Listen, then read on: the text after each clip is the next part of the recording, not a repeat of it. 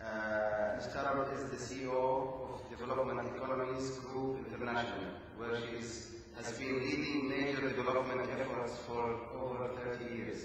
And Dr. Asher also presented you at the last session, so please, the floor is yours. Thank you very much.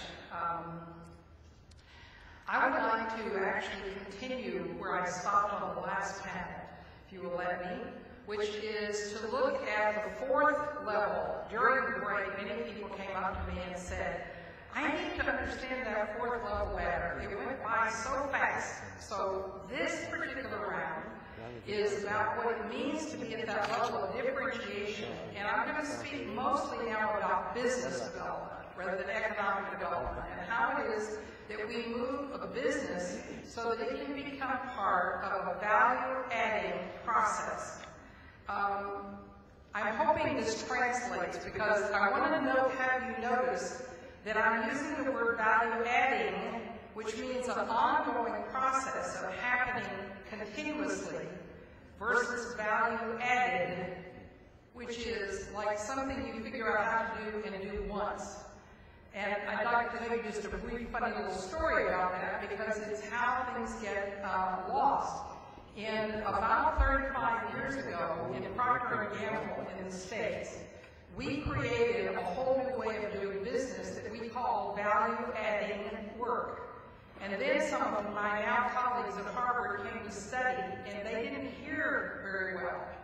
They heard value-added, and they wrote it into books, and now all of you talk about value-added.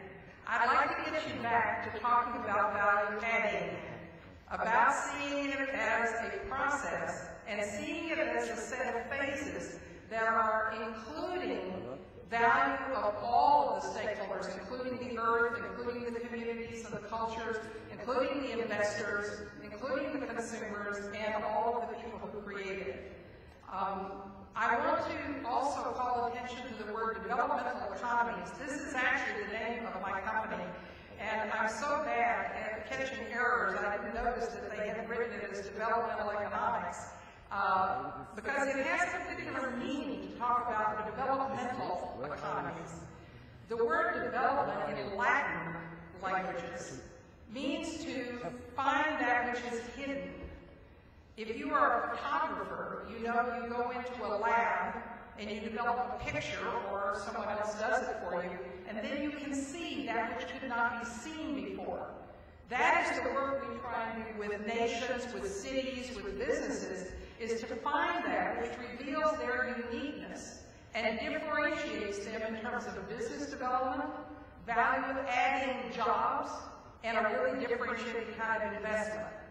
It also tends to bring together ecology, economics, and society by finding the potential between those. And it uses systems as a way to think about it. So here's something I call the 8 phases of value-adding processes. Notice the word value got dropped off this one, but it should be there.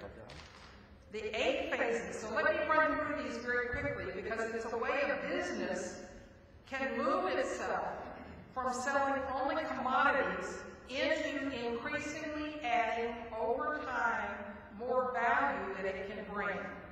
So at the first one, on the left-hand side, you can just sell raw materials. So you can sell crude oil, or you can sell fresh produce, and that's perfectly fine. Those are commodities which someone else gains most of the value for adding something to. You can sell some that is refined, where you get some lubricants, or you may get packaged cut vegetables. So you've done a little bit of adding more value, and then you get a little higher return. You can also sell something that has been partially staged for manufacturing.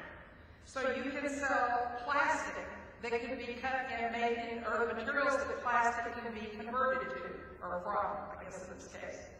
So you are moving up a value-added process by making a higher value available.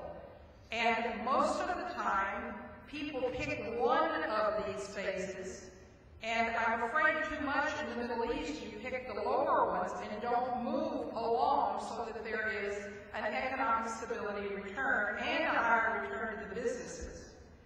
You can make a whole product. So, for example, you might, instead of just making the materials for plastic, you can actually make plastic pipe.